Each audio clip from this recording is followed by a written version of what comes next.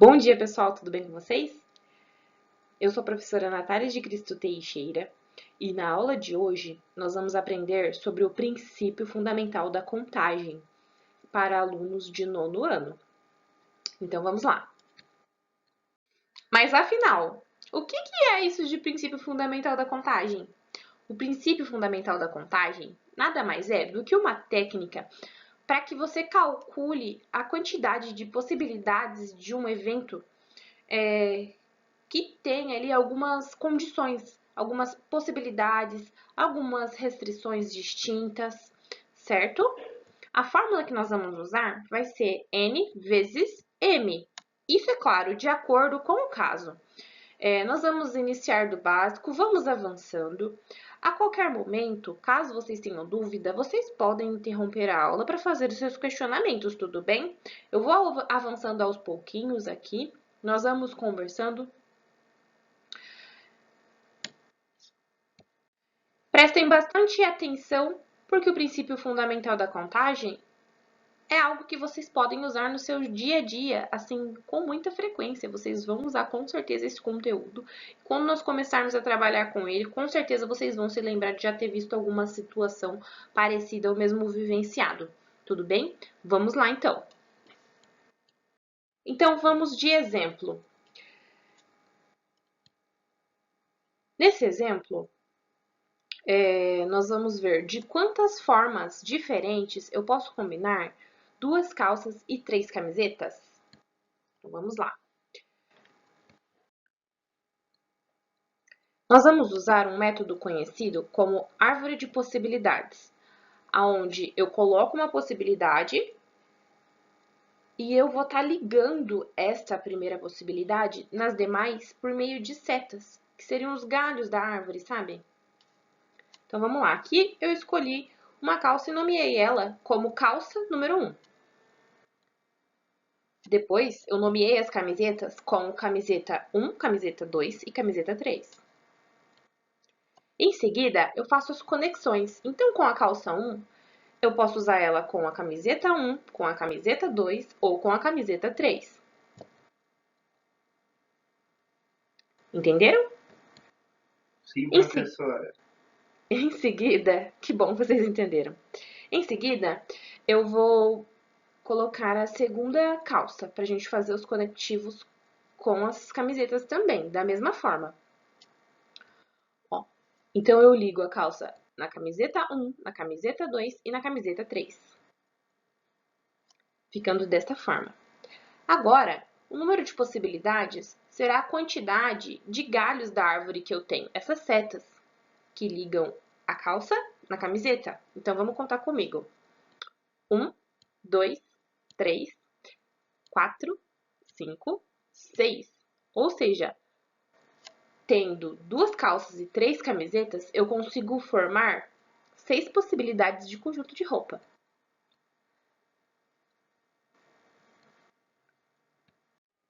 Antes de nós avançarmos, eu gostaria de compartilhar com vocês algumas dicas sobre como vocês podem resolver esses problemas com maior facilidade, certo? Então, a primeira dica é se coloque dentro do problema, certo? Por exemplo, na última situação, às vezes você avaliando que você tem 2 calças e 3 camisetas, você chega à conclusão que você só consegue formar 2 pares, não é mesmo? Afinal, eu tenho só 2 calças e 3 camisetas. Uma eu não uso, junto e faço 2 pares. Mas não é bem essa a proposta. Você tem que se colocar como uma pessoa que está formando os conjuntos. Então, eu tenho a possibilidade de usar essas 2 calças e essas 3 camisetas. De quantas formas diferentes, entendeu? Pense que você está se programando para ir numa viagem, por exemplo. A segunda parte é separe em etapas. Nas próximas resoluções, isso vai ficar mais claro sobre como separar as etapas. Mas, basicamente, nesse caso, seria você saber que a primeira etapa é a escolha da calça, onde eu tenho 2 opções, e a segunda é a escolha da camiseta, onde eu tenho 3 opções. Vocês conseguiram entender, mais ou menos, sobre como funciona o conteúdo e as dicas? Entendemos, professora. Ah, que bom. Então, nós já podemos avançar.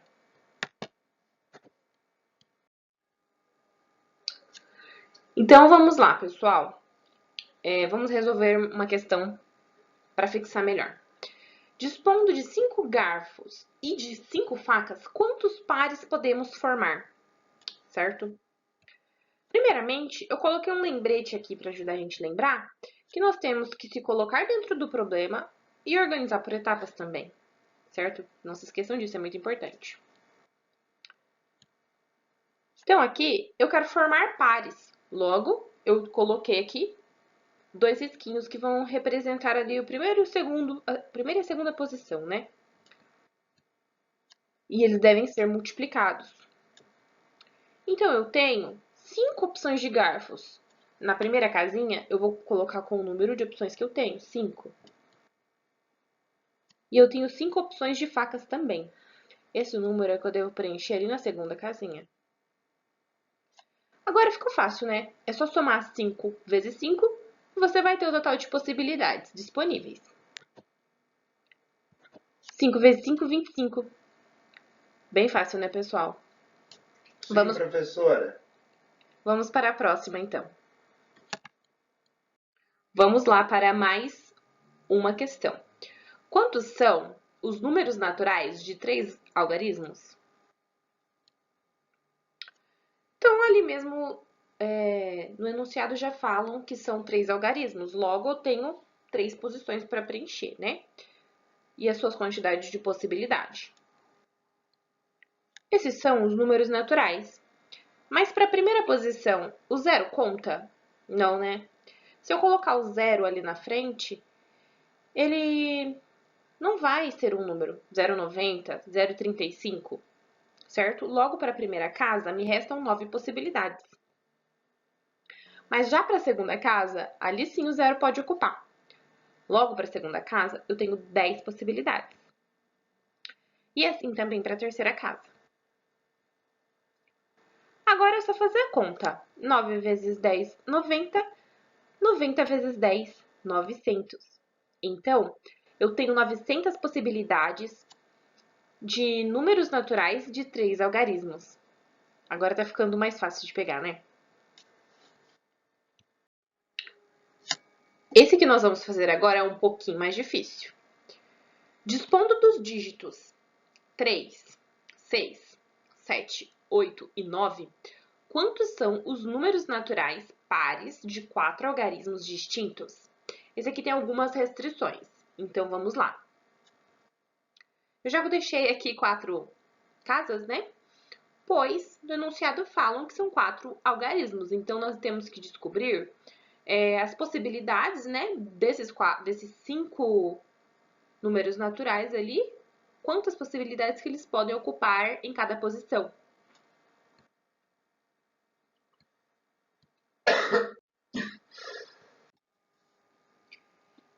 Para a última posição, tem que ser um número par, porque ele quer números de 4 algarismos que sejam pares. Então, das opções de números que eu tenho que selecionar quais são os números pares. No caso, o 6 e o 8. Ou seja, 2 possibilidades de números que podem ocupar a última casa, a última posição. Agora vamos ocupar as demais, né? Quantas possibilidades eu tenho de números que podem ocupar a primeira posição? Ali, no enunciado, ele fala que devem ser números distintos, logo, o número que estiver ocupando a última casa não pode ocupar também a primeira. Ou seja, se eu tenho 5 números ali disponíveis, que são o 3, o 6, o 7, o 8 e o 9, e um já está ocupando a última, me restam 4 possibilidades que podem ocupar a primeira posição. Agora, continuando no mesmo raciocínio, se um está ocupando a primeira e outro está ocupando a última, me restam 3 possibilidades de números que podem ocupar a segunda posição. Continuando também, se agora tem outro número ocupando a segunda posição, me restam 2 possibilidades de números que podem ocupar a terceira posição. Agora, basta multiplicar. 4 vezes 3, vezes 2, vezes 2. E nós teremos a resposta. São 48 números naturais pares de 4 algarismos distintos. Depois de tudo que nós vimos, vocês conseguiram compreender bem como é o princípio fundamental da contagem? Sim, professora. Que bom, porque agora eu vou disponibilizar para vocês um link de um jogo interativo. Vocês podem estar acessando, né, para resolver essa questãozinha ali.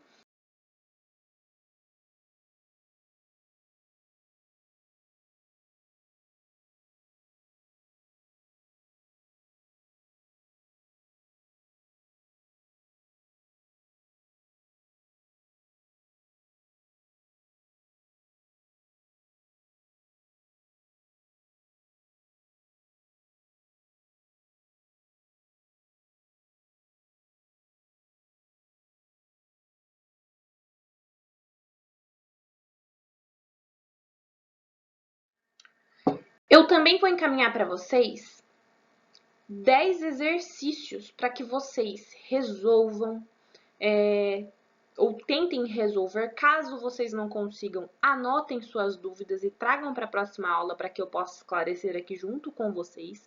Tudo bem? Mas eu quero que vocês resolvam. Todo esse material aqui da aula eu vou disponibilizar também para vocês para ajudar na resolução dos exercícios. Tudo bem? E caso vocês tenham alguma dúvida também, a gente pode estar esclarecendo agora no final da aula, certo? Bom, mas é isso. Eu agradeço pela atenção de todos vocês e nós nos vemos na próxima aula. Até mais, pessoal!